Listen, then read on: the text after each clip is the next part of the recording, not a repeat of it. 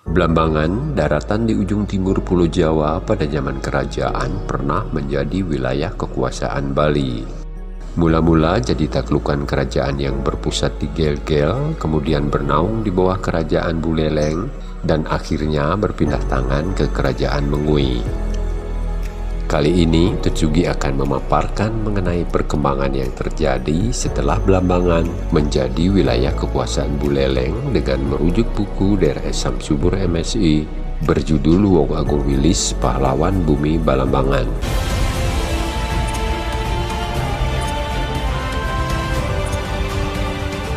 Pada waktu itu, pusat pemerintahan kerajaan Blambangan berada di Kuta Macan Putih.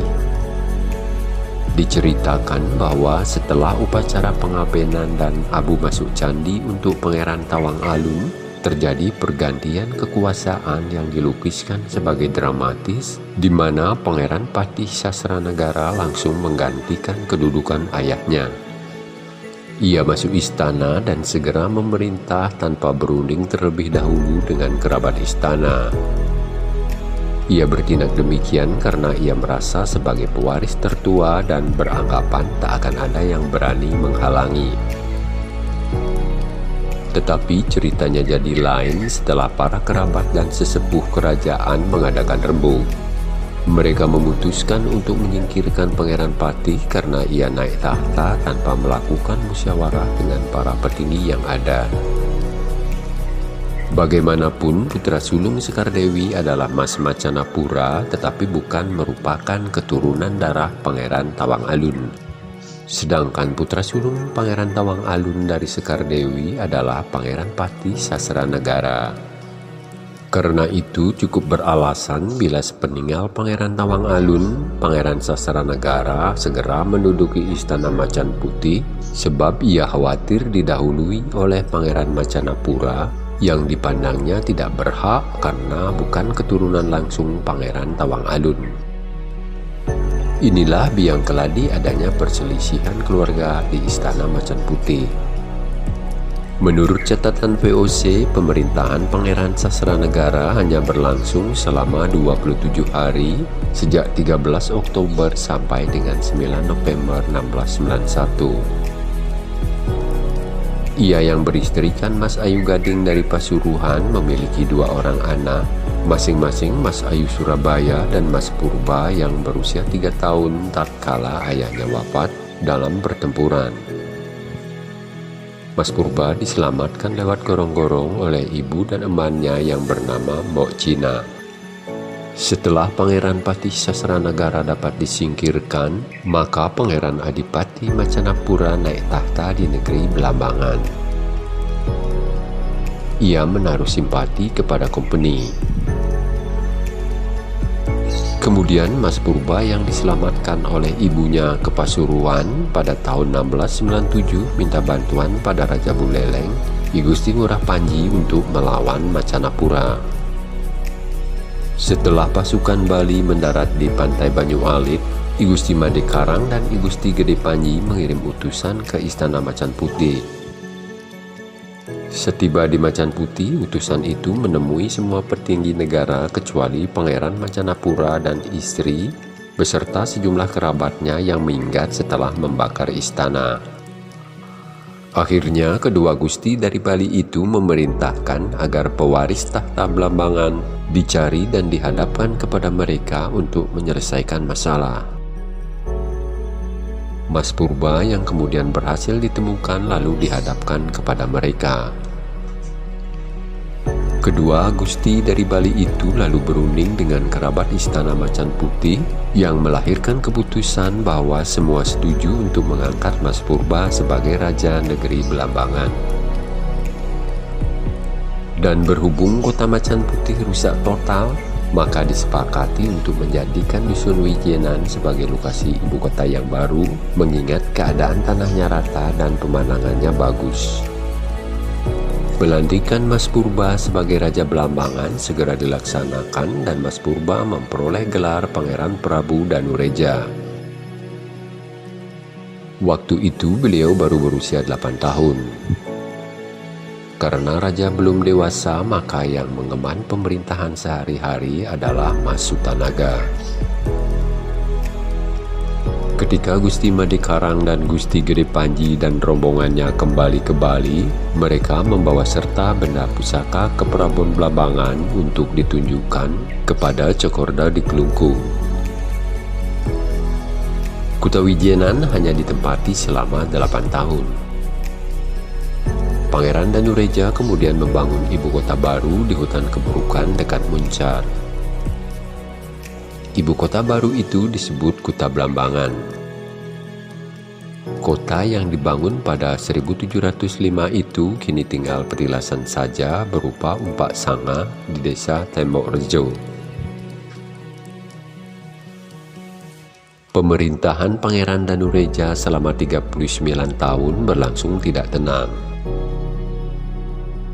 Sebagai Raja Bawahan Buleleng Bali, ia selalu mendampingi para panji dari Kerajaan Buleleng berperang melawan Mataram dan kompeni yang mendukung Mataram. Mataram memang semakin lemah. Dalam membantu para panji dari Buleleng, Pangeran Danureja kadang harus berperang berdampingan dengan Untung Surapati. Padahal Untung Surapati telah mengambil alih wilayah Belambangan seperti Jembar, Puger, Penarukan, Malang, dan sekitarnya. Setelah Untung Surapati meninggal pada tahun 1706, Pangeran Danureja lanjut berperang berdampingan dengan anak-anak Untung Surapati dan pengikutnya yang masih setia pada kultur Hindu. Mereka merasa bahwa diri mereka adalah orang-orang Bali. Mereka bersumpah bahwa kompeni Belanda adalah musuh nomor 1. Dengan menikahnya Pangeran Danureja dengan Putri Untung Surapati, maka hubungan timbal balik antara keluarga Untung Surapati dengan keluarga Belambangan jadi semakin baik. Namun, Pangeran Danureja merasakan statusnya di bawah Buleleng sebagai beban berat. Karena itu, beliau memainkan peran ganda. Pada tahun 1718, beliau minta pada pengikut kompeni agar melapor pada kompeni bahwa Buleleng berencana menyerang Sumenep dan Pamekasan di Madura. Beliau juga secara diam-diam bersekongkol dengan Raja Kelungkung yang bermusuhan dengan Buleleng dan Mengui yang pernah berkhianat.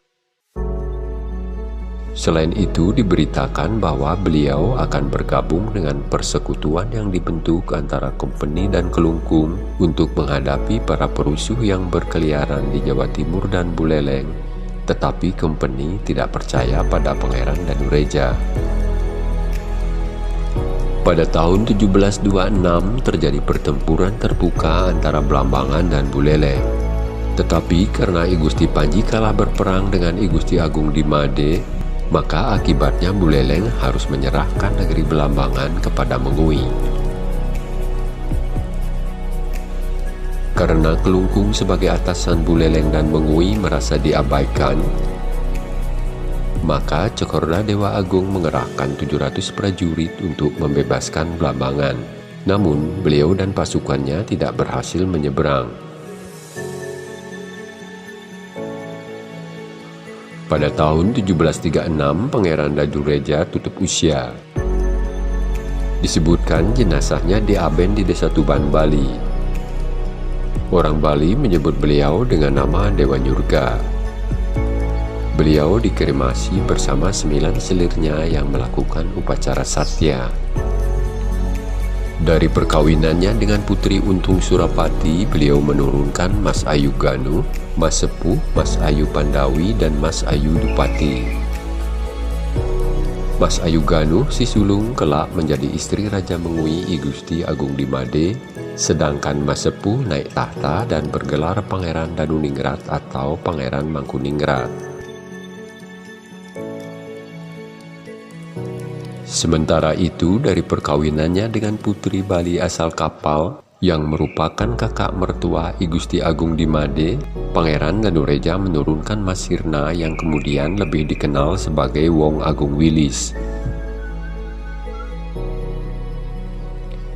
Ketika Pangeran Mangkuningrat naik tahta, Wong Agung Wilis mendampingi saudaranya sebagai Patih Agung. Namun, karena ada kesalahpahaman, akhirnya Wong Agung Wilis dipecat dari jabatannya. Hal itu ternyata berkembang menjadi perselisihan yang semakin tajam, sehingga Raja Mengui minta beliau menghadap ke Mengui untuk didengar penjelasannya. Tetapi karena penjelasan yang beliau berikan tidak berkenan di hati Raja Mengui, maka beliau dikenakan tahanan di luar istana yang berujung pada kematian beliau dan dimakamkan di Pantai Seseh, Badung. Sampai saat ini, keturunan beliau dan pengawal beliau selalu datang ke makam beliau yang berada di tepi Pantai Seseh yang disebut makam Ratu Masakti untuk melakukan penghormatan. Pada waktu yang sama, mereka juga melakukan persembahyangan di Pura Ratu Mali yang berdiri di dekat jalan raya Pantai Seseh.